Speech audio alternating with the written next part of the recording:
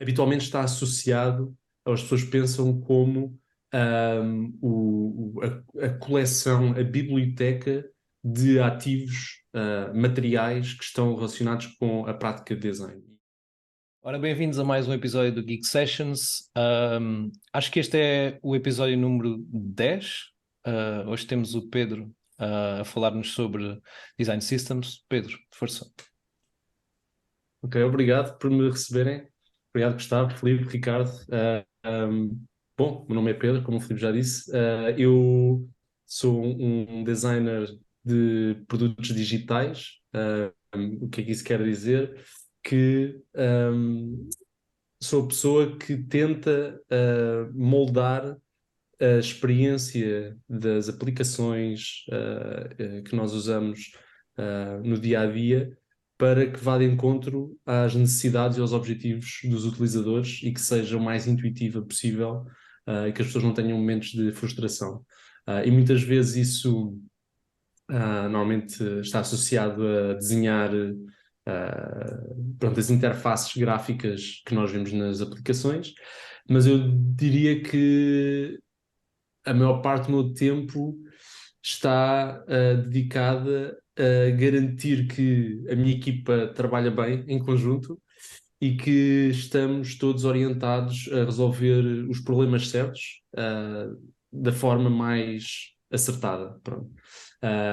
Porque muitas vezes vamos logo de cabeça a tentar resolver um problema achando que é aquele o problema, quando de facto não é esse o problema que os utilizadores têm.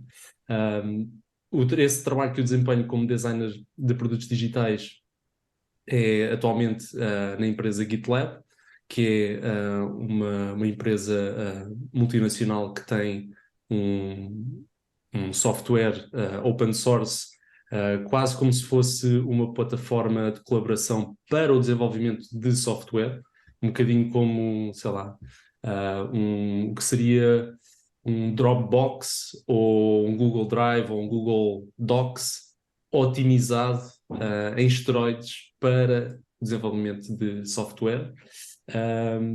E sim, é um bocadinho isso que nós fazemos lá com isso. A par desse projeto, dessa ferramenta do GitLab, temos também o nosso design system que desenvolvemos, apesar de desenvolvermos internamente, acaba por ser externo porque é público. E tudo aquilo que nós fazemos, tanto para o design system, que é o Pajamas, pijama em português, aí tudo é público e transparente e aceitamos contribuições de qualquer pessoa no mundo, independentemente de fazerem parte da empresa ou não, não interessa. Também o próprio produto GitLab é, como eu disse, open source e transparente e aberto e público, bem como todas as nossas boas práticas, o que nós chamamos handbook da empresa, o livro de processos e de boas práticas também é aberto e qualquer pessoa pode pegar nele e fazer com ele o que ele quiser e contribuir de volta, copiá-lo, editá-lo. E no fundo é um bocadinho essa, se calhar, a introdução que eu posso fazer. Não sei se querem que introduza mais algum destes pontos. Eu queria só curiosidade, porque pajamas? Olha, boa pergunta. O, A página onde nós discutimos o nome é pública e, portanto, eu depois até posso partilhar o link nas notas do episódio e já não sei quantos anos é que tem, já deve ter para aí uns 5 anos essa discussão, mas ainda é pública, dá para ver como é que discutimos e eu acho que na altura até fui eu que sugeri esse nome, um bocadinho na brincadeira, e acho que foi um bocadinho a inspiração não indireta, mas uma inspiração indireta de outro design system, que é o da Trello, que eles chamam Nachos ao seu design system. Eu achei imensa piada aquilo ser completamente informal, não ser aquela coisa que normalmente estamos habituados de outros design systems, como por exemplo o da Google, Material Design, assim, uma coisa Da portanto, IBM, séria, coisas assim. profissional. Sim, sim. o Carbon Design System da IBM, o Lightning Design System da Salesforce. Assim, uma coisa muito... Pronto, que é a imagem deles, mas nós não nos revíamos com nada disso. Eu pensei, olha, uma coisa que estivesse ligada a nós e que fosse única, quer dizer, não única, mas que fosse quase a imagem de marca da GitLab, da forma como nós trabalhamos, que é a transparência, mas sobretudo o facto de trabalharmos remotamente. Nós somos uma empresa all remote, portanto, nós não temos nenhum escritório no mundo, todos os nossos colegas estão distribuídos por dezenas de países no mundo, e conseguimos trabalhar assim, e muitas vezes essa imagem do trabalho remoto está inevitavelmente associada ao primeiro pensamento, sobretudo as pessoas não estão habituadas ao trabalho remoto ou ao teletrabalho, as pessoas trabalharem de casa, não é? E trabalharem de pijama, nem é preciso. Aliás, nós estamos todos aqui e ninguém sabe o que é que temos vestidos para baixo, não é? Portanto, podemos estar todos com as calças do pijama.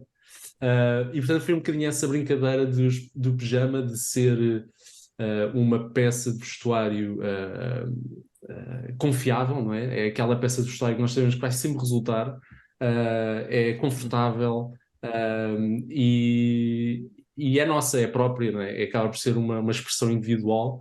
E isso tudo, todos esses adjetivos que podemos se calhar associar a uma peça de vestuário como o pijama, também achamos que faz sentido para um design system, e neste caso o design system da GitLab, e pronto, acabou por ficar esse nome. Que na altura, só que por curiosidade, teve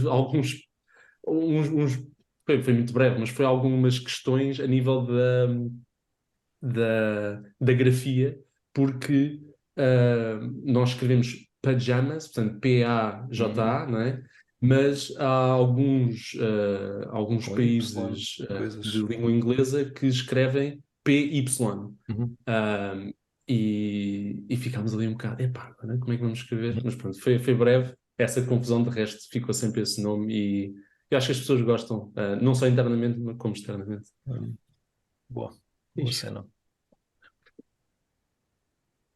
Eu estava a ouvir, eu não sei se é muito cedo para saltar já para essa parte do tema ou se irias lá chegar na viagem no decorrer do episódio, mas esta questão do vosso design system estar aberto, eu não sei se quer já falar sobre isso, mas é uma coisa que eu tenho alguma curiosidade quando vejo perceber a razão, se tem a ver com a GitLab e o facto da vossa empresa e o vosso produto ser open source, logo o design system dentro da mesma, pela mesma razão também ser aberto, porque uma coisa também é ser aberto e poder ser visualizado, outra coisa que eu não sei, aí essa parte eu não sei bem como é que funciona e também tenho curiosidade, a forma de pessoas, de qualquer pessoa poder dar o seu contributo para como é que isso funciona e a razão pela qual vocês estão tão expostos dessa forma. Pronto. Não sei se é demasiado cedo para isto, estarmos já a Ricardo, entrar se aí, calhar, mas... se calhar eu acho que podemos só pedir ao Pedro primeiro para explicar o que é um design system. Nós sabemos Certo. que a maior parte das pessoas que vão ver este episódio são pessoas que sabem o que é um design system, mas já que fizeste uma introdução que eu gostei tanto, tão simples, a explicar o que é o teu papel enquanto designer, tão straightforward, acho que também se conseguires ir na mesma onda, acho que o que é um design Sim, system também sim. para a maior parte das pessoas seria ótimo. E depois quero saltar para o tema do Ricardo, se fizer Sim, sentido sim, para ti. sim. Sim, eu vou tentar manter as minhas explicações o mais breves possíveis, que é também para vocês poderem questionar, e podemos ir por onde fizer sentido. Mas sim, portanto, um design system, que foi o termo que já tivemos a usar agora aqui várias vezes, ah, habitualmente está associado, as pessoas pensam como a coleção, a biblioteca de ativos materiais que estão relacionados com a prática de design. E isto quer dizer, como por exemplo, sei lá, quais é que são as cores que nós devemos usar no nosso produto ou no nosso serviço, quais é que são os tipos de letra, não é? Por assim dizer, de forma comum, as fontes que devemos usar, e de que forma é que as podemos usar. Normalmente está associado a isso, depois a partir daí pode-se expandir para outro tipo de elementos visuais, quando já começamos a juntar as cores e as fontes para criar botões, para criarmos formulários, de que forma é que os formulários funcionam, e a partir desse momento vai crescendo e vai se tornando uma biblioteca cada vez maior, mas não deixa de ser, ou melhor, não é só uma biblioteca desses ativos, desses design assets, acaba por ser muito mais do que isso, daí se chamar um sistema, porque tem toda uma parte que temos de considerar de inputs e outputs, né? E de como é que forma é que podemos regular e manter este sistema vivo. E acaba por se tornar também um próprio, muitas vezes, chega a um ponto em que se torna um produto.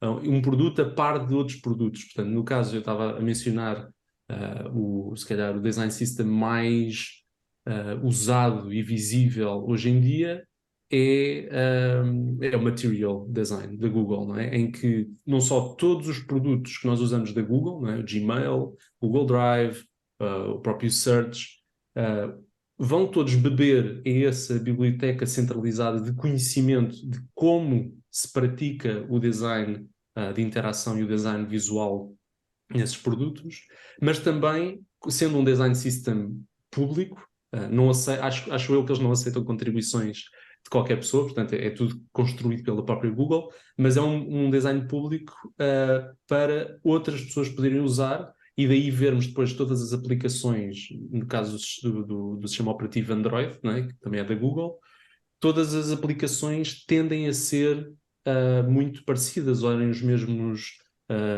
tipo de interações para, sei lá, selecionar elementos de uma lista, apagar elementos, os próprios formulários, e é tudo consistente, e essa consistência é que traz uma grande experiência de utilização, e, e pronto, e isso é o que nós acabamos por também nós ter na GitLab, sentimos essa necessidade de ter o nosso próprio design system para orientar as decisões de design. E quando eu falo de design, e depois eu posso falar disso mais à frente, mas lá está, eu gosto de pensar no design system como uma coisa muito maior do que normalmente as pessoas associam ao design system. Portanto, estamos a falar só dos botões, dos formulários, das cores, etc. E eu gosto de pensar quase como o recurso onde não só os designers e não só os developers, mas qualquer pessoa que esteja envolvida na criação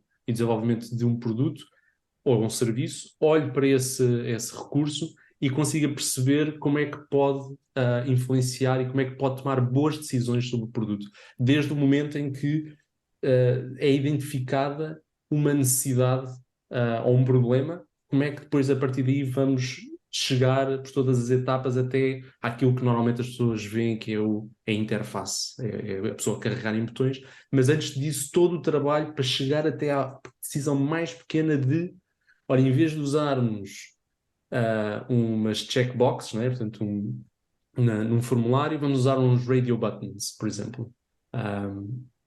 Antes disso, de chegar a isso tudo, como é que se tomam essas decisões?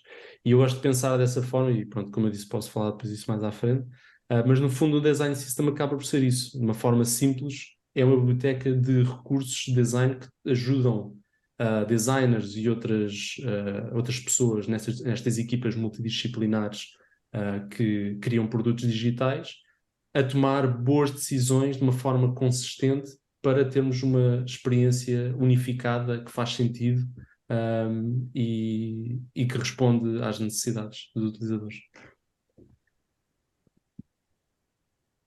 Queres saltar agora para a questão do Ricardo? Ricardo, podes só relembrar a tua questão?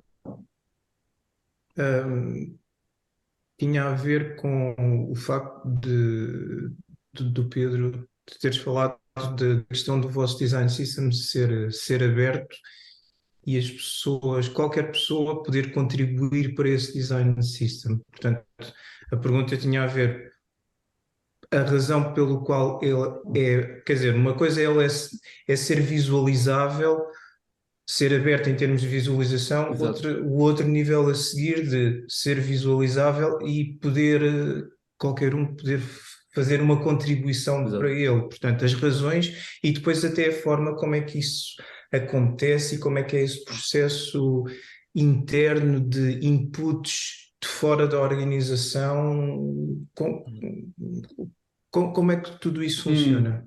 Certo, é uma ótima questão. Portanto, essa decisão, que quase nem foi uma decisão, de termos o nosso design system público e aceitar contribuições de qualquer pessoa, está estreitamente ligado ao facto de um produto que nós desenvolvemos ser open source e já funcionar dessa forma. E, portanto, a partir desse momento, nós retirarmos da equação a decisão que muitas empresas têm com os seus design systems de, olha, esta parte vai ser pública, esta parte não vai ser pública e só estas pessoas é que vão poder fazer decisões. Portanto, nós retirarmos tudo isso e pensarmos, olha, isto vai ser tudo público e pode aceitar contribuições de qualquer pessoa, facilita-nos muito o trabalho e a forma de nós próprios contribuirmos, mas ao mesmo tempo traz uma exigência muito maior de aprimorarmos os processos para que sejam muito claros de como é que eu posso contribuir, e isso não só para uma pessoa que já está na GitLab há anos, não é? Como para uma pessoa que nem é da empresa e só começou a usar o produto há pouco tempo, como é que eu posso fazer isso? Portanto, essa exigência acaba por trazer mais trabalho, mas é um trabalho de documentação e de pensar estes processos que acaba por nos tornar a nós próprios, os designers e outras pessoas que trabalham na GitLab, acaba-nos por nos tornar mais fortes e trabalharmos melhor em conjunto. Portanto, acabou por, resumindo, é uma não questão, dado que o produto é open source.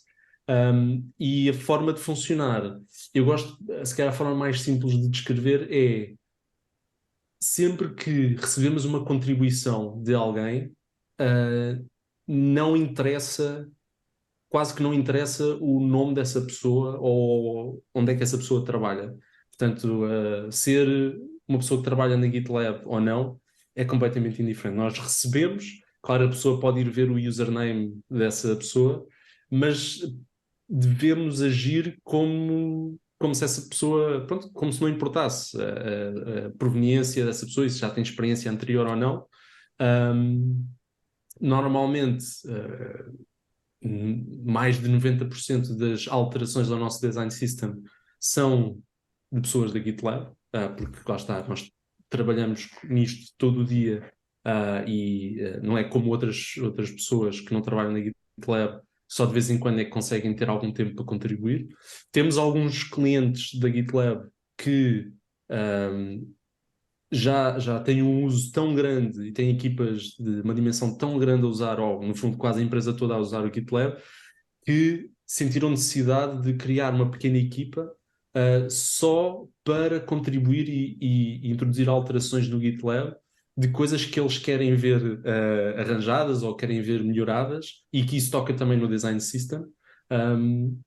E portanto, de vez em quando temos essas contribuições de qualquer pessoa que diz, olha, nós para alterarmos aqui, sei lá, este formulário desta página, o que está por trás disto é o design system, e portanto para fazermos isso temos que ir primeiro alterar as coisas no design system, ou às vezes até decisões de, sei lá, como, por exemplo, mostrar a validação de um formulário, por exemplo, se tem algum erro, se falta algum campo por preencher, e chegamos à conclusão de que para este caso específico que estamos aqui a ver, não serve. E, portanto, depois temos um contribuidor externo que diz, olha, eu preciso resolver isto, e a minha sugestão para melhorarmos o design system é, sei lá, termos este aspecto em consideração de quando acontece esta situação, a validação ser mostrada de uma forma fixa, estar sempre disponível, independentemente de onde a pessoa está no formulário, por exemplo.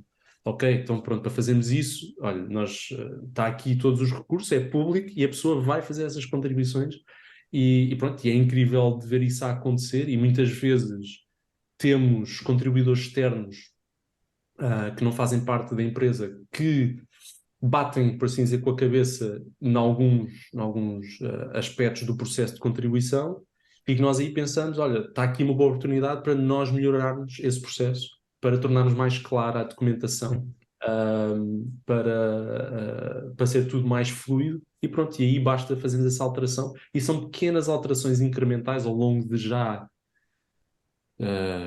5 anos, pelo menos, ou 6, que temos o Design System, que criaram aquilo que temos hoje. E, e pronto, eu acho que essa acaba por ser um bocadinho a força do Design System da GitLab. O Pajamas é este o facto de ser público, aceitar contribuições externas, permitiu-nos também, de uma forma se calhar um bocadinho mais rápida do que seria normal, construir o Design System, mas ainda assim eu queria só falar do aspecto de que muitas empresas que começam com o seu Design System sentem que a determinado ponto o seu Design System não é tão bom como elas acham, porque têm sempre a comparação de Design Systems que já existem há anos, que têm equipas enormes por trás de desenvolver, não é? O caso da Google com Material Design, do IBM, ou da Salesforce, que são dos design systems com mais visibilidade e mais completos. Mas eu acho que estarmos a comparar muito aos outros, acho que vai-nos sempre sentir mal. E lá está, quando nós começámos o Pajamas, também achámos, nós até desenvolvermos ao ponto de chegarmos sei lá, igual ao Carbon Design System da IBM, isto vai demorar, sei lá, nunca vamos conseguir quase, não é? Mas são coisas incrementais que vão devagar devagarinho e conseguimos chegar a esse ponto, e a determinado momento conseguimos ter a nossa equipa dedicada. Mas pronto, eu agora vou parar por aqui para ver se tem algum ponto em concreto que eu mencionei que gostassem que eu falasse mais. Eu acho que também podes seguir os teus pontos se quiseres. Filipe, ias perguntar uma coisa, desculpa. E tenho aqui uma pergunta. Eu tenho alguns pensamentos sobre design systems, e sei que todos são diferentes, todos têm as suas os seus vetores, não é? Há uns que são mais influenciam mais o próprio produto, outros são mais em termos de acessibilidade. Queria saber como é que vocês, ou na tua perspectiva, aliás, até que ponto um design system, não o vosso, mas só na tua perspectiva, até que ponto um design system pode ser prescritivo demasiado, em demasia, aliás, ao ponto de tirar não a criatividade do designer, mas tirar aquele olhar crítico que o designer pode ter em relação ao produto no sentido mais global, não é? Não naquele elemento, não naquele comportamento específico, mas até que ponto o design system pode bloquear esse desejo de evoluir o próprio design system, não é? Porque o design system às vezes pode ser muito set in stone, não é? Está ali, é aquilo, ninguém mexe. Apesar de, pronto, de poder haver estas alterações ocasionais, mas essa é a minha pergunta, é até que ponto o design system, ou por outras palavras, até que ponto ele deverá ser prescritivo e qual o ponto em que deverá ser libertador dessa criatividade do designer? Quem diz designer diz pronto, de uma pessoa que trabalha com ele. Não, essa é não sei se é mas é uma das perguntas milionárias, não é? Dos design systems. Para 1 milhão de euros, a pergunta do Filipe. Esta é a resposta simples, depende, não é? E eu acho que vai sempre depender. Eu acho que essa tensão entre ser demasiado prescritivo ou ser demasiado livre, isso é o que traz alguma piada ao desenvolvimento dos design systems e à manutenção dos design systems. Eu acho que pronto, lá está, vai depender sempre do que é que estamos a falar. No caso da GitLab, uma das coisas e que pode ser aplicado a qualquer design system, mesmo que seja interno, privado, é tentar em todos os momentos de interação com o design system mostrar que o design system evolui. E, por exemplo, na GitLab, o que nós fazemos é, quando a pessoa vai ao site do Pajamas e tem lá a documentação, por exemplo, que como desenhar e quais é que são as decisões que a pessoa tem que ter em mente quando está a usar, por exemplo, um drop-down. E aí nessa página tem logo várias informações que levam a pessoa a perceber, ok, isto é uma coisa que evolui, não é estanque. Por exemplo, ter a data da última modificação, ter links claros de como editar ou como começar a contribuir ou como levantar uma questão sobre esta página, esta documentação. E, inclusivamente, uma das coisas que nós tentámos recentemente incluir é também ter uma secção em cada página que lista ou que apenas direciona as pessoas para quais são os atuais temas de conversa, os atuais issues relacionados com aquela documentação. Para a pessoa ver, ok, isto é o que já está a ser conversado e discutido sobre esta documentação ou planos para evoluir e de trabalho. Portanto, tentar sempre que possível não manter o design system com uma visão, estavas a dizer, set in stone e limpinho e quase como se fosse um PDF, não é? Que está ali, a pessoa descarrega e Não aquilo é editável a sequer. versão final, underscore final, pronto, é isto, não é? Mas uma coisa que mostra que é fluida e é dinâmica, pronto. Eu acho que isso ajuda a abrir caminho às evoluções e adaptações do design system para não ser uma coisa prescritiva.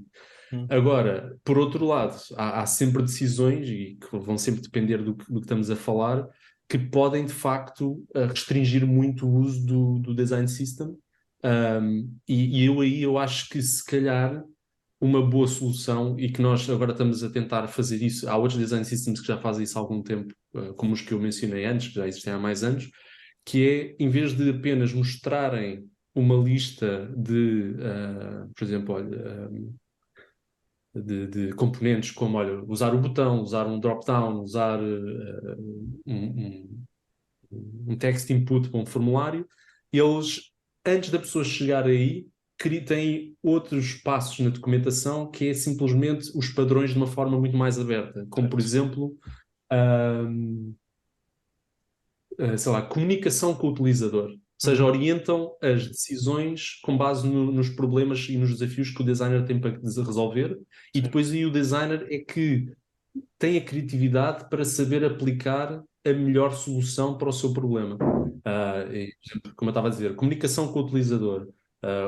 Outro agrupamento poderia ser introdução de dados. Pronto, e aí temos toda uma documentação que explica, ok, para o desafio de introdução de dados, quando precisamos de recolher dados do utilizador, temos de ter isto em consideração e há estas soluções que podemos aplicar, e aí o designer vai perceber o que é que pode funcionar melhor ou pior.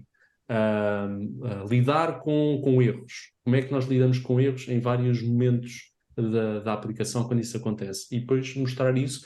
Eu acho que isso pode abrir um bocadinho a cabeça dos designers e, inclusivamente, novamente, pode também deixar a porta aberta para, olha, neste desafio de, sei lá, como mostrar erros, ainda não estamos a utilizar esta solução.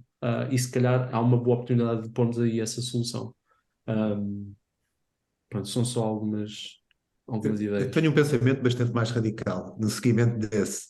Eu acho que já não falta muito para, basicamente, os designers estão a trabalhar, os designers estão a trabalhar em design systems para ficarem outdated completamente. O que está a ser feito atualmente por designers, muito desse trabalho vai ser feito por máquinas. Acho que não há muitas dúvidas sobre isso, só que eu antes via isso como algo negativo e atualmente vejo como algo positivo, que vai libertar mais os designers para pensarem em desafios mais complexos que têm. Porque esta questão toda da optimização, depois, acho que todos sabemos isso. Temos, por um lado, temos de estar sempre a optimizar, mas depois alguém ao lado vai inovar e vai fazer uma coisa diferente, não é? Temos sempre essa dialética. E acho que os design systems são mais do que úteis, são necessários, mas acho que devemos estar muito próximo de muitos designers de produto que trabalham em design systems perderam o emprego, ou então requalificarem-se, usando uma linguagem mais antiga, porque a partir do momento que temos tudo sistematizado, para as soluções mais do dia a dia, eu acho que é só somar um mais um. O que temos visto de avanços nesta área, acho que isso vai acontecer mais tarde ou mais cedo. Só que eu antes via isso um bocadinho como negativo, e às vezes até provocava o Pedro um bocadinho a dizer que achava pessoas como o Pedro deviam estar a trabalhar em coisas mais interessantes, a desafios mais interessantes, mas atualmente vejo como positivo. Eu acho que se calhar estamos a preparar um bocadinho e estamos a preparar-nos para ter mais espaço para pensar em desafios mais interessantes e como é que podemos evoluir mais rapidamente, ok? Sem Aquele dúvida. trabalho que fazemos sempre, todos os dias, não há necessidade de o fazermos todos os dias. Podemos sistematizá-lo e depois algum dele automatizá-lo, o que nos vai libertar mais tempo para ter um tipo de contributo que adiciona mais valor. Não sei se tens algum Exatamente. pensamento sobre isto, Pedro. Sim, não, é exatamente. Aliás, a própria palavra que tu estavas a usar de sistematizar, não é? Se nós estamos a sistematizar alguma coisa, é porque provavelmente é uma coisa que é repetível, que foi em algum momento observável, não é? E que conseguimos descrever de que forma funciona e podemos, lá está, tentar automatizá-lo ou agilizá-lo de alguma forma. No fundo, é isso que os design systems fazem. Ou seja, eu acho que não deve existir uma proteção do design system como os design systems vão nos tirar o trabalho por isso temos que o manter de alguma forma aqui sagrado. Não, eu acho que os design systems são para libertar, sempre que possível, as pessoas que estão a desenvolver os produtos de uma data de decisões que conseguem ser sistematizadas. Aliás, quando saiu a famosa framework de CSS e HTML do Bootstrap, não é? Que foi originalmente desenvolvido no Twitter, que eles usavam para criar a interface do Twitter e lançaram essa framework, que de determinado modo até se pode dizer que aquilo acabava por também ser um design system, não é? Pronto, porque sistematizou muitas decisões de design de como resolver alguns problemas, e é ainda hoje em dia extensivamente usada para rapidamente criar sites e aplicações. E o que se viu com isso é que, de facto, acelerou imenso o desenvolvimento de sites e aplicações. Eu próprio, em empresas em que trabalhei, para arrancarmos os projetos o mais rapidamente possível, usávamos Bootstrap e depois personalizávamos para os clientes com o aspecto que queríamos para a aplicação ou para o site. O próprio GitLab começou com Bootstrap e ainda tem muitas coisas legacy de Bootstrap lá, que foi uma boa forma de começar, usando essa base que já estava sistematizada. Agora, o que nós percebemos é que a determinado momento há dois aspectos que aí nos levaram a desenvolver o nosso próprio design system. Foi não só termos o nosso cunho pessoal, de as pessoas olharem para o GitLab e perceberem isto é o GitLab, não é o Bootstrap ou não é outro produto qualquer, e também algumas decisões de design, muitas decisões de design que estão presas à própria natureza do produto que nós estamos a desenvolver e que não se consegue facilmente sistematizar essas soluções de uma forma que resulte para todos os produtos. Por exemplo, vamos imaginar a navegação que nós temos. Nós temos uma navegação muito, muito complexa, porque o nosso produto é quase como se fosse uma suite de produtos. Portanto, quem está familiarizado com, por exemplo, a Microsoft Office, não é? A GitLab é quase como se fosse o PowerPoint, o Excel e o Word, tudo num só produto, não é? Ou a suite da Adobe, ter o Photoshop, o Illustrator e o InDesign, tudo no mesmo produto. Agora imagine uma navegação disso tudo num só produto. É altamente complexo. E não existe, à data de hoje, algo que já tenha sido feito por outras empresas que nós achemos que resolva bem o problema na nossa ótica e na ótica dos nossos utilizadores, do tipo de utilizadores que usam, não é? Por exemplo, nós costumamos usar o termo personas para identificar segmentos de utilizadores, como os programadores, que usam muito o GitLab, gestores de produto, os próprios designers. E para resolver estes problemas para esse tipo de pessoas, que também estão habituados a determinado tipo de produtos, que usam determinadas interfaces, tivemos de desenvolver o nosso design system. Agora, voltando àquele ponto que tu estavas a dizer da automatização e de quase, ok, então quando isto estiver tudo em inteligência artificial, o que é que vai acontecer? Vai libertar os designers e todas as outras pessoas para poderem pensar melhor naquilo que eu acho que normalmente é o que se pensa menos, que é se estamos a resolver o problema certo, é este o problema que temos que resolver, e qual é que é a melhor forma de o resolver. Porque depois o próprio sistema de inteligência artificial pode dar várias soluções, mas se calhar vai-nos caber a nós saber qual é que é a solução adequada dentro daquele leque de opções que ele nos oferece. Pronto, no outro dia estava a ver a famosa ferramenta, não é, do OpenAI, o Chat GPT, que no fundo é quase como se fosse um bot, um chat em que nós falamos com uma ferramenta de inteligência artificial, e alguém pediu-lhe para ele desenhar não, para dar o código HTML e CSS para construir uma página. Acho que na altura era um countdown de um tempo, era tipo 24 horas até a zero, não é? Pronto.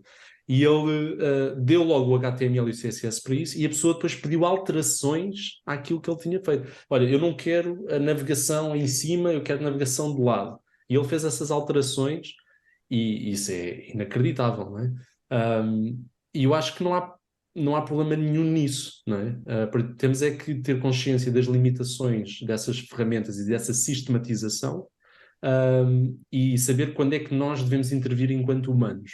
Mas eu acho que, sem dúvida, isto vai trazer muito mais relevância ao trabalho, ao pré-trabalho, ao trabalho antes de chegarmos à parte de pôr a mão na massa, que é o de entender os utilizadores, entender melhor os problemas, para saber onde é que estamos a investir de forma correta. Que eu acho que isso é, hoje em dia, aliás, tem sido sempre, é saltar para soluções e saltar para conclusões sobre, este é o problema que temos que resolver, esta é a forma como os utilizadores usam, e estes são os problemas deles. E se calhar isto vai nos dar mais tempo para isso. Sim, no caso do chat GPT, eu atualmente tenho sempre aberto e utilizo como ferramenta de trabalho. Há umas semanas isso não acontecia. E às vezes até para pensamento estratégico. Atenção, não estou a dizer que faço copy-paste, mas para desbloquear. E a partir do momento que consegues dar as dicas certas, tu começas a ver o valor que tens com aquilo, o trabalho que poupas, mas poupas o trabalho e ainda bem que o poupas, porque depois podes dedicar o teu tempo a fazer trabalho que é mais necessário para adicionar valor e para diferenciar, não é? E eu acho que isso vai acontecer muito rapidamente com a Design Systems. Eu, salvo erro, o Airbnb já tem uma experiência nessa área. Eu lembro-me de se calhar até já um ano ou mais, ter visto também com umas prompts uma interface a ser construída assim muito rapidamente. Sim, sim, é verdade, é verdade. Por acaso não me estou a lembrar do nome, mas já foi há algum tempo que eles tinham isso.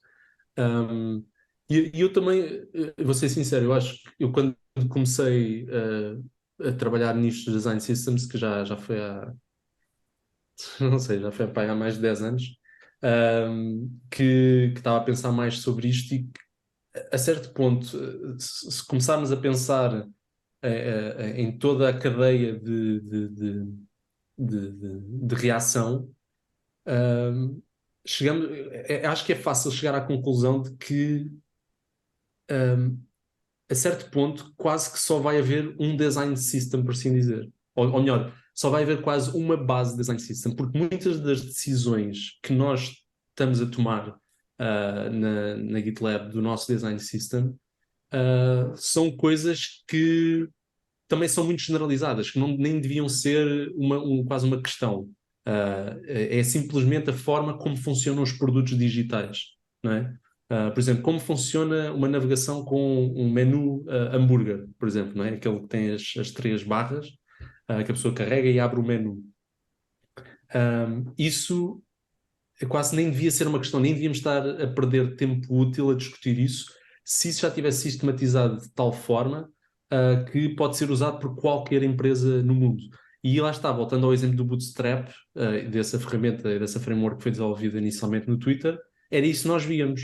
Tudo aquilo que era consistente, tudo aquilo que era um padrão na web, já lá estava, nem era decisões que tínhamos de tomar. Portanto, eu acho que vai chegar a um ponto em que tudo o que são drop-downs, checkboxes, botões, N coisas, já vai estar tudo tão sistematizado, tão automatizado, vamos ter uma fonte de verdade para essas coisas todas.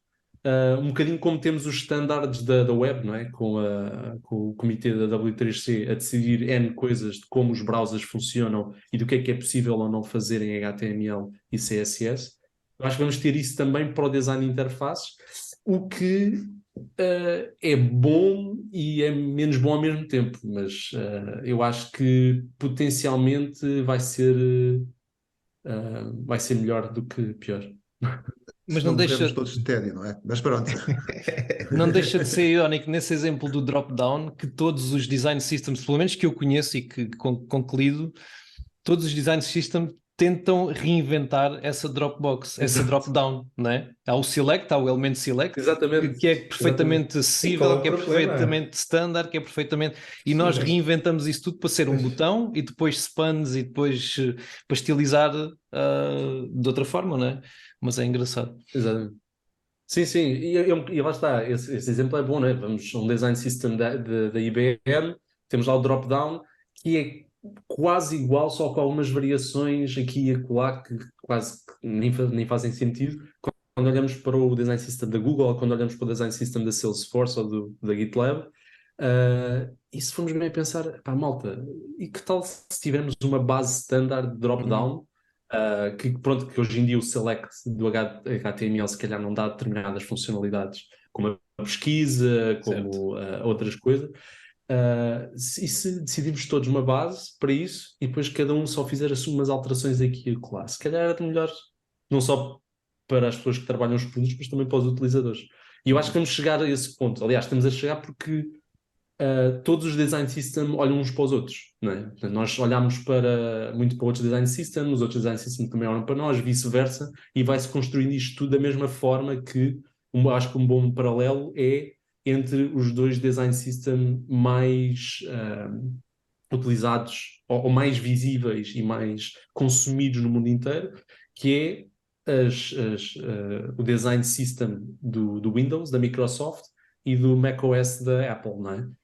Que tem tudo, uma data de decisões de como as coisas funcionam, e se formos ver, os dois sistemas operativos, a nível de experiência de utilização e das interações base, estão cada vez mais próximos. Aliás, é ridículo, não é? Quando às vezes sai uma nova versão do macOS ou do Windows, os utilizadores dizem, pá, mas vocês vão copiar a Apple, mas vocês vão copiar o Windows nisto. Estão cada vez mais próximos e eu acho que vai chegar a um ponto em que vai ser tudo a mesma coisa, porque no fundo é isso que nós queremos. Já são anos e anos de boas práticas e de utilização que levam tudo para uma determinada direção de que é o mais correto e a melhor solução neste caso. Então, acho que está a piada que isso é full circle. Estou-me a pensar na altura dos padrões de design do Yahoo, que depois no técnico, quando digo da equipa que eu e o Filipe tivemos, nós também estávamos numa versão portuguesa, com o pessoal do SAP e isso tudo, em que basicamente eram indicações gerais e com base num conjunto de princípios que podiam ser aplicadas em contextos diferentes, não é? É um bocadinho quase full circle. Fizemos uma viagem, agora se calhar estamos a voltar um bocadinho ao início, não é? Pois talvez. Epá, eu, por um lado, tenho uma esperança que, e não é estar agora a focar e voltarmos à questão da inteligência artificial, etc. Mas tenho esperança que a inteligência artificial aqui na nossa área torne o nosso e o mundo dos utilizadores dos nossos produtos mais colorido e que se calhar nos dê espaço a nós designers a termos mais preocupações com a parte criativa e visual do que a desenhar um botão que a gente já sabe que é o botão, ou então um botão feito genericamente há de ser sempre um botão, pá, e se calhar e sabendo que temos uma máquina para fazer isso rapidamente, podemos pensar ou nesse botão ou então no resto, pá, porque eu sinceramente eu acho que, ou então se calhar há dois tipos de produtos neste momento, se calhar há aqueles produtos que têm que ser muito by the book, é pá, porque isto, ou o tipo de pessoas que vai utilizar, etc. Pá, não podemos fugir.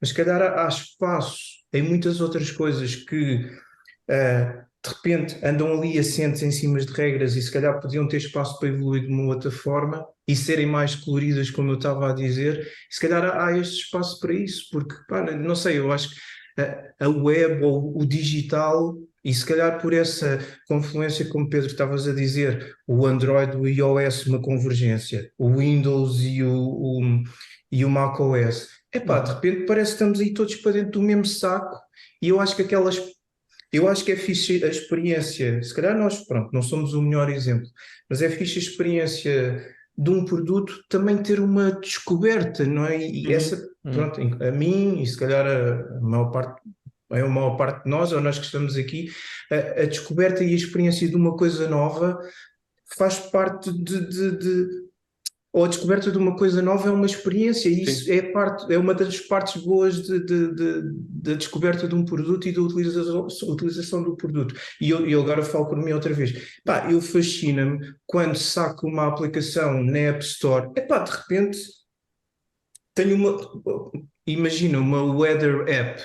Ah, ok, abro, coisa, seleciono país, tenho a temperatura em grande, ou seleciono e vou, pá, ok, mas de repente, epá, há se calhar 200, não há 200 formas, mas há se calhar outras formas de fazer, ou de ter lá o componente e visualmente eu poder trabalhar e ser criativo.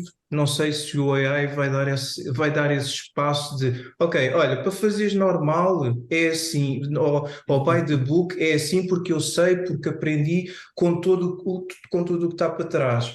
Epá, mas agora tens tu espaço de designer e criador de produto digital para, não é reinventar a roda, mas trazer aqui um novo layer a isto. Pá, espero que o AI nos traga esse tempo para pensarmos um bocadinho mais a forma colorida, criativa, visualmente diferente, porque as coisas estão a ficar um bocadinho boring, a própria web. Ah, não é, parece que não é voltar ao tempo do Flash, não é? De repente entravas em sites e tudo aquilo era uma coisa nova, não é? E as navegações e visualmente não sei quê, não é isso. Mas de repente o que é hoje é o oposto disso e perdemos um bocadinho essas experiências fixas que o Diversão. digital, não é assim, que o A digital própria tem identidade tanto para. de cada pessoa. Pois, Sim, é sim, curioso estás a exato. dizer isso, porque eu hoje tenho um jantar com uma equipa de produto de uma aplicação que eu experimentei, que me foi sugerida, e por acaso a equipa está cá, são umas miúdas russas, que é uma aplicação, não gosto de se chamar aplicação networking, que é um bocado mais do que isso, e só o onboarding que elas fizeram é 50 mil vezes melhor do que eu vi até hoje de outras aplicações, e é completamente diferente. E esta liberdade criativa também, não é? Muitas vezes não seguir, de quebrar regras, e não sei se quero vou saber hoje o conhecimento que tem produto, ou que não tem, ou que fizeram aquilo. Pois, yeah. Não faço ideia, mas eu vi aquele onboarding e pensei, calma, mas isto é muito mais interessante. As outras aplicações todas que eu passava um minuto, desisto sequer. E só pelo onboarding fiquei interessado na aplicação. E no fundo estão ali a quebrar, se calhar, uma série de padrões que nós estamos habituados, não é?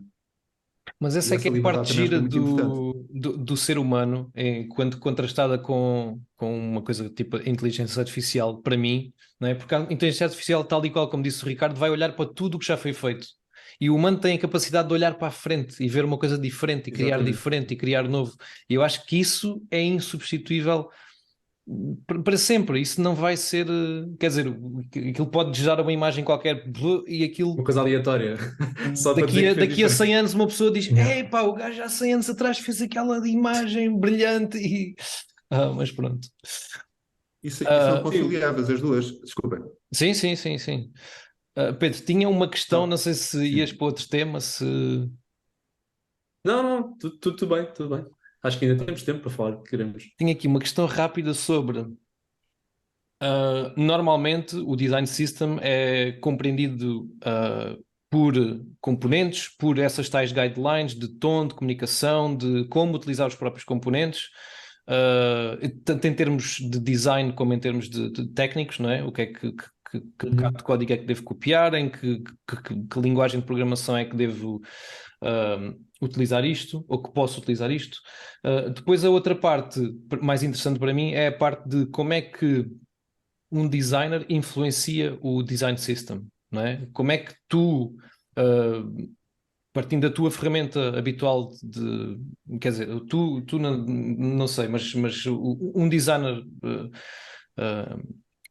o que parte ou do Figma ou do Sketch como é que o processo, como é que é o teu processo de ir dessa ferramenta onde faz uma coisa estática para depois uma coisa que vive em código, e como é que os dois comunicam, e se é só num sentido, e se é nos dois sentidos, se utilizas alguma coisa aí no meio para conciliar as diferenças ou para reduzir os conflitos ao máximo entre os dois. Então eu acho que são duas questões as que tu colocaste. Ou se calhar é uma, mas sim. Portanto, eu acho que a influência, como é que o designer pode, o designer ou qualquer outra pessoa pode influenciar o design system?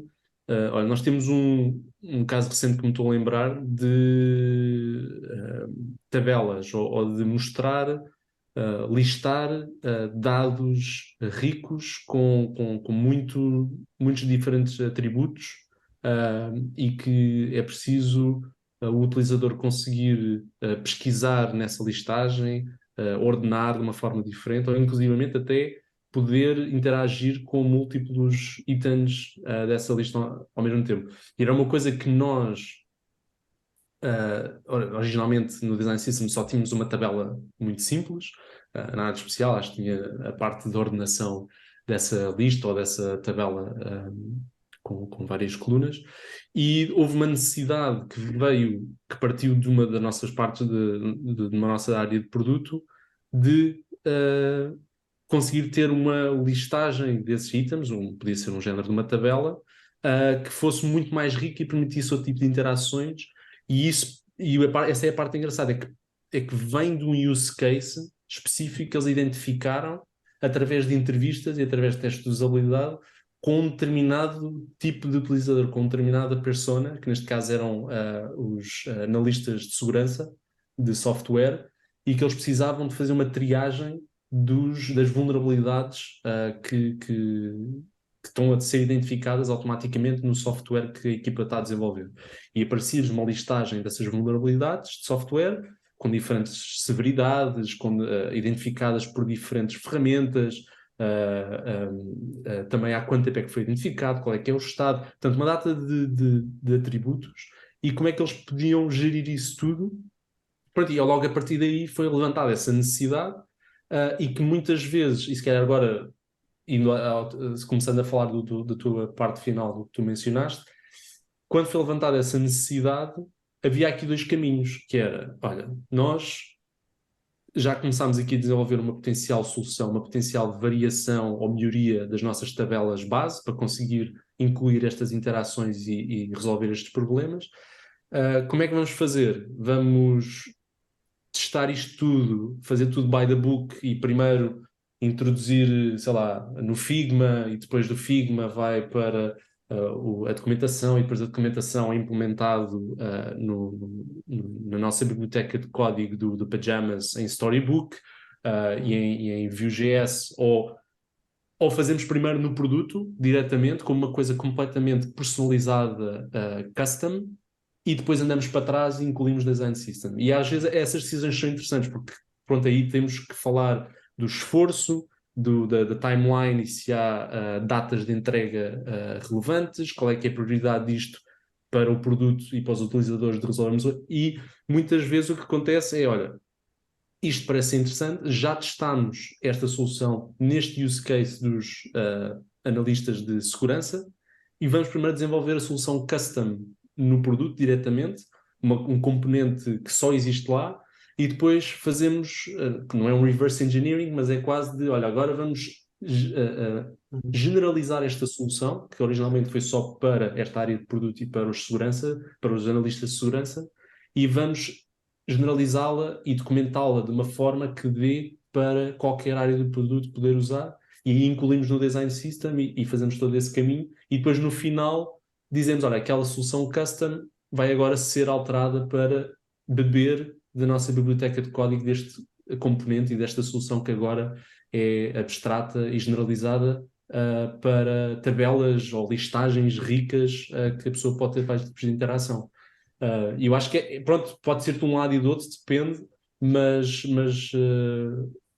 eu acho que essa influência deve partir sobretudo lá está, de problemas e de casos que foram observados e que existem evidências para comprovar que é uma coisa que temos que resolver. Não pode ser só, olha, o outro design system tem uns drop-downs muito giros, olha, temos que fazer assim. Mas porquê? Pronto, tem que ser algo substanciado, sempre que possível. Certo. Boa. Bom, eu estou a experimentar, ainda não tive a oportunidade, mas estive a ler algumas coisas sobre acho que é Figma Tokens, qualquer coisa desse género, que é um plugin que te liga o Figma a uma base de código e teres esses tais tokens, não é? Que podem ser cores ou que podem ser regras de espaçamento ou que podem ser esse tipo de coisas, assim mais genéricos. Depois podem ir coisas muito mais profundas do que isso, não é? Mas que tenta manter alguma paridade entre um e outro, e que atualmente naquilo que faço, às vezes é não uma luta, mas é um desafio para tentar manter os dois ao mesmo nível, manter os dois a falar um com o outro, não a falar diretamente, mas a ter lá está, a ter alguma paridade, a não criar conflitos entre o que é que está em produção, o que é que está em código e o que é que está no Figma, não é? Porque depois às tantas estamos a desenhar uma coisa em Figma que pouco tem a ver com o que está em produção. E depois mostra-se a uma equipa de desenvolvimento e eles dizem, mas isto está diferente. E nós, pois é, porque um não fala com o outro, enfim. É assim um dos maiores desafios na prática que temos hoje em dia com Design Systems. Mas pronto, não há assim nenhuma Sim, solução a parte mestre, acho eu. dos tokens, nós pessoalmente os tokens nós não usamos na GitLab. Houve essa conversa, mas para o nosso trabalho que nós fazemos, portanto, os tokens, para quem não sabe, portanto, um exemplo simples é serem uma referência única, a fonte da verdade para, por exemplo, os valores das cores. Qual é que é o valor hexadecimal de um vermelho, de um azul, de um verde no nosso design system, ou outras coisas como quais é que são os tipos de letra que usamos, os tamanhos, o espaçamento do texto. E acabam por ser a fonte da verdade e conseguem ser essa fonte da verdade única, não só para as ferramentas de design, como o Figma, não é? Que o Filipe estava a dizer, mas também para as ferramentas de desenvolvimento e todos vão beber aí. Portanto, cada vez que alguém altera o valor do que é um vermelho e passa a ser um bocadinho mais escuro ou claro, automaticamente altera tudo o que está nas ferramentas de design para toda a gente conceber as interfaces visuais dessa forma, mas também no código é automaticamente alterado. Pronto, nós acabamos por não usar isso na GitLab porque sentimos que o esforço que íamos estar a colocar para usar esses tokens da melhor forma, seja com plugins de Figma, etc., achámos que não compensava porque nós raramente alteramos esses tokens. Alteramos esses valores base. E aqui estou a falar mais das cores e das características de texto, tipográficas. Se calhar podem ser usados para outras coisas, mas nós não achamos que não valeria a pena porque são coisas tão basilares, tão fundamentais, que para serem alteradas, eu acho que muito raramente isso ia acontecer e o esforço não compensaria.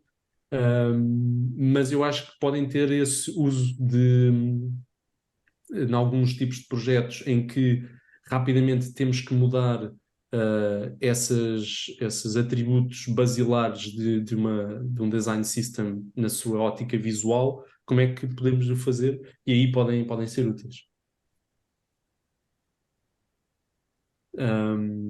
Havia uma coisa que eu queria partilhar, que foi um estudo que saiu há relativamente pouco tempo, não é um estudo abrangente, mas acaba por ser interessante, que foi feito por um amigo meu, o Ruben, e ele tem umas conversas que é da, chamam-se agora está-me a falhar o nome, Design Systems Tratados por Tu, que eu tive a oportunidade de participar e que são várias conversas com N pessoas diferentes sobre Design Systems, sempre em português, e ele fez um estudo que era o mapa dos design systems em Portugal. Eu depois posso partilhar o link. E, como eu disse, não é um estudo extenso, nem tem assim, não acaba por ter assim uma grande massa crítica, mas há alguns pontos interessantes que eu queria só realçar, e que se calhar vão de encontro àquilo que também já tivemos a falar. É que para a maior parte das pessoas que responderam é que os maiores e mais antigos design systems continuam a ser as referências principais. E que, ao mesmo tempo, por norma, as equipas têm uma visão mais fraca do seu design system do que realmente é, porque têm essa comparação com estes design systems que são maiores e que têm equipas dedicadas e que são mais antigos.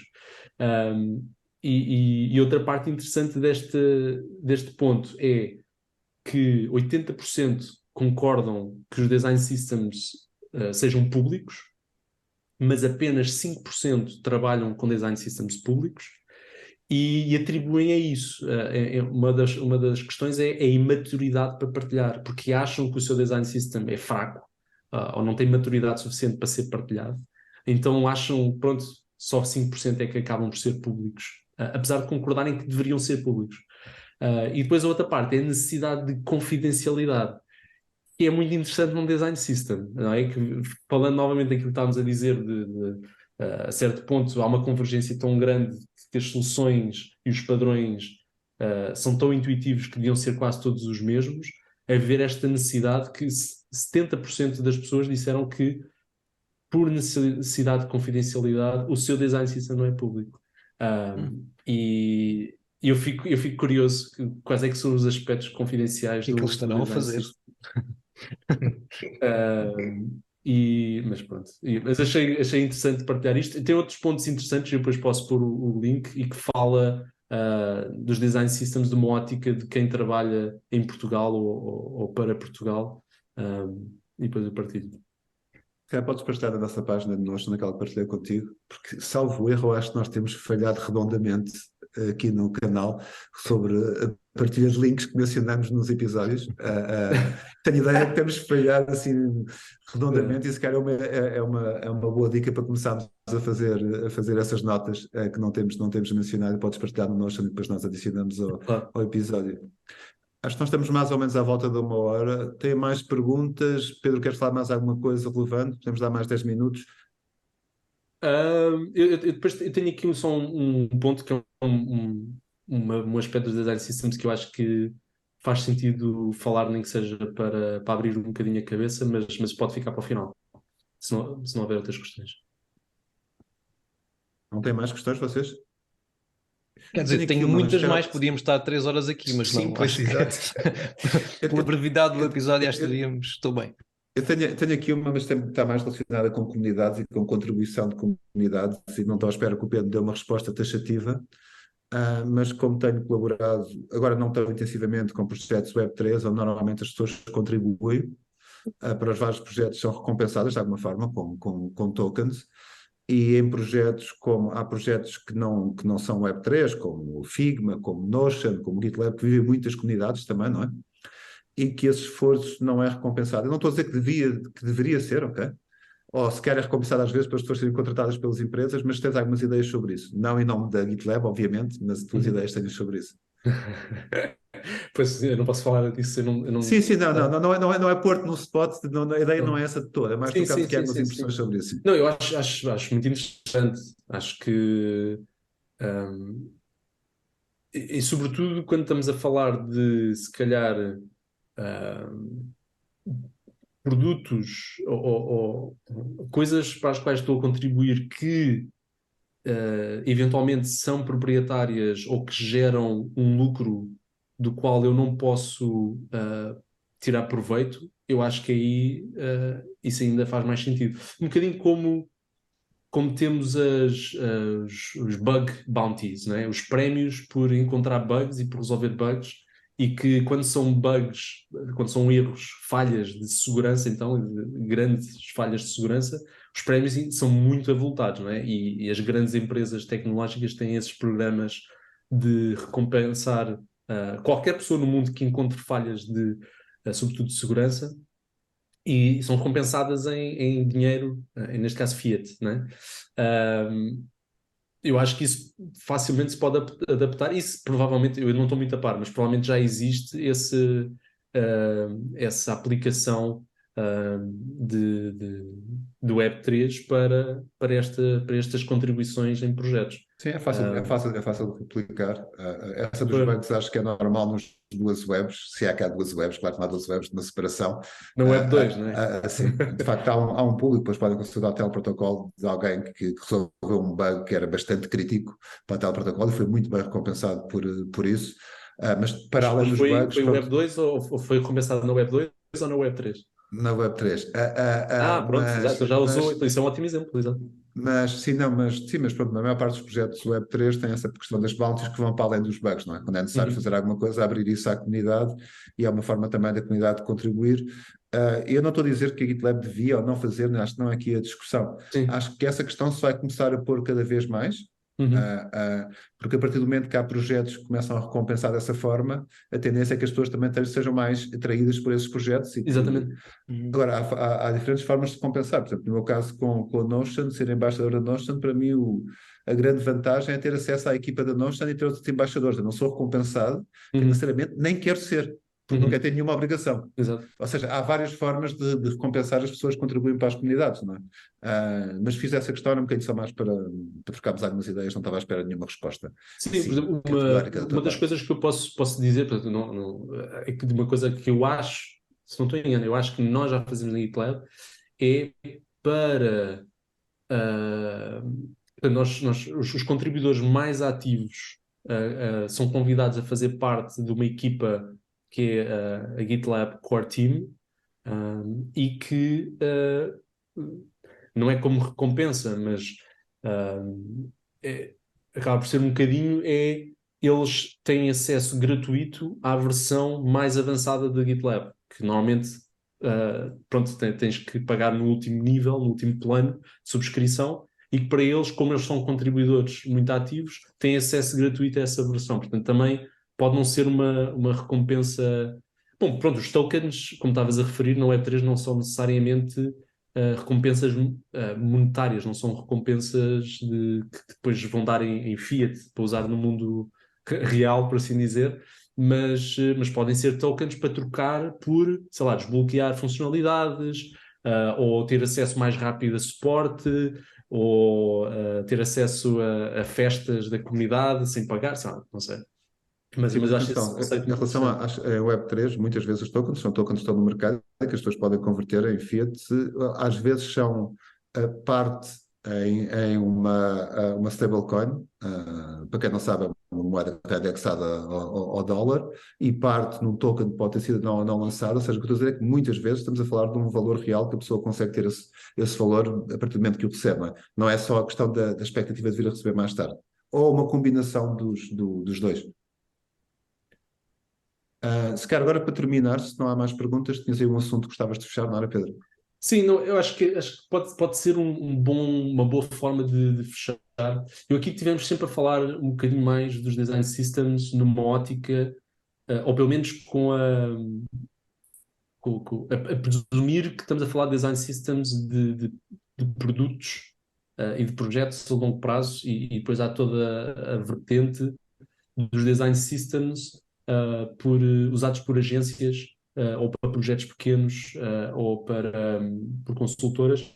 E aí, pronto, há outras questões, mas eu acho que uma das coisas para terminar, ah, que se calhar é mais orientado para produto, é esta noção dos que eu gosto de pensar no design systems como, ah, idealmente, a biblioteca, o recurso principal ou único, ou a fonte da verdade para tudo o que seja o desenvolvimento de um produto.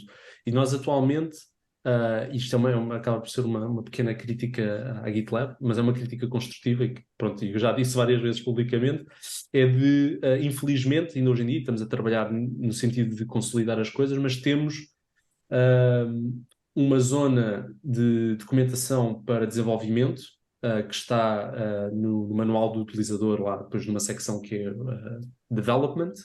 Depois nós temos o Design System, que tem N coisas e que umas delas já estão a roçar no desenvolvimento puro e duro de código. E depois temos outras boas práticas que estão no nosso handbook, nosso livro da empresa. E eu advogo por uma consolidação disso, lá está, para facilitar a procura do material, mas também a própria contribuição portanto, no fundo, eu acho que isto vai ser exponencial quando houver essa consolidação. E onde eu gostava de chegar é que, havendo essa consolidação de ter um único recurso para o desenvolvimento de um produto, podemos incluir coisas que não são só o resultado final de, olha, este botão é azul e tem os cantos arredondados, não é? Tem um border radius de 4 pixels, pronto. Mas ter tudo o que está antes de chegar a essa decisão, e uma das coisas que nós começámos, que eu estou a puxar e encorajar para incluirmos já no Pajamas, no nosso Design System de GitLab, são os modelos, não é modelos mentais, mas são quase uns mapas dos objetos que constituem o nosso sistema do nosso produto. Portanto, de uma forma muito abstrata, dizer os vários objetos, um exemplo base, por exemplo, dos objetos do que seria o Twitter, quais é que são os atributos e as ações de um tweet, quais é que são os atributos e ações de um utilizador e como é que estes dois objetos se relacionam um com o outro.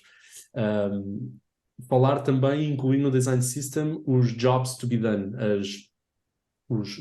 as afirmações, os job statements, daquilo que cada tipo de utilizador quer fazer com a nossa aplicação. Qual é que é a tarefa, o objetivo que eles têm em mente e que querem resolver com a nossa tarefa. E se começarmos a incluir isso tudo num Design System, não é? Desde os problemas, os jobs to be done, passando por estes modelos mentais, os objetos, e começando a construir toda esta pirâmide de que é o design, não é? No mais abstrato até ao mais concreto e à realização da interface, eu acho que vai ser muito mais fácil utilizar o Design System por qualquer pessoa. E se calhar a determinado ponto deixa de ser denominado como Design System, passa a ser só, sei lá, build, não é build system porque pode querer outra coisa, mas The System. The System, pronto, qualquer coisa system, é um sistema que qualquer pessoa, qualquer profissional de desenvolvimento de software, seja um designer, um gestor de produto, um user researcher, um programador, um technical writer, vão lá e conseguem perceber toda esta cadeia de desenvolvimento de software, esta pirâmide, e para tomar decisões mais rápidas. Por isso eu espero que os design systems vão nesse sentido, e que sejam mais amplos e não seja só um style guide dos componentes e das cores e etc. Acho que é muito redutor. Eu acho que tem imensa piada, estás a tocar nisso, porque não sei se te lembras quando falámos em vez de falar aqui ao canal, eu tinha-te sugerido um título, se não me lembro, que era Sistematização de Práticas de Produto ou Design, já não me lembro, e tu perguntaste, vamos falar de um tema tão abrangente. E o que eu queria tocar era exatamente esta parte com que estás a fechar, era um bocadinho o next step. Era isso que eu queria tocar também, um bocado o que é o next step, mas não sabia muito bem sequer como verbalizar, não era? Sim. Era uma visão mais holística do que é que podem ser estas partes todas interligadas. E acho que se calhar um dia vamos te chatear para vir aqui falar connosco e explorarmos um bocadinho também como é que pode ser esse next step. Acho que era interessantíssimo. Olha, obrigado pela tua contribuição. Obrigado. E em cima desse obrigado, um obrigado pela forma simples como falaste de temas que são muitas vezes complexos e que muitas vezes as pessoas querem entrar nestas áreas e não percebem os temas. Claro. Exatamente quanto é que são os conceitos básicos, em falta de uma palavra melhor, e acho que foi muito interessante, e também a parte como explicaste o que é que tu fazes no início, que eu gostei muito, que tenho que voltar agora à revela, o que é que faz um designer de produto, acho que foi mesmo spot on. Se calhar as pessoas continuaram confusas e não sabem o que eu faço. Eu próprio às vezes não sei o que é que faço. Pronto, outro episódio para falarmos de job titles. Ui, também seria interessante. Mas sabes que eu me recuso a falar desse, porque se aí eu não participo. Exato. Não, olha, muito obrigado. Gostei muito. E obrigado também ao Filipe e ao Ricardo pelas vossas questões. E sim, sinto que podíamos ficar aqui, como o Filipe estava a dizer, 3 horas ou mais a continuar a falar disto. Há muitas coisas por falar. E olha, e Gustavo e Ricardo e Filipe, sempre que quiserem que eu volte para falarmos mais dessa vertente da sistematização das práticas de design, pronto, é uma coisa que me apaixona também, e tudo o que é o que se chama o design ops, não é? Hoje em dia, contem comigo. Vamos a isso. Obrigado. Boa. Obrigado, Obrigado. Pedro. Obrigado, Pedro.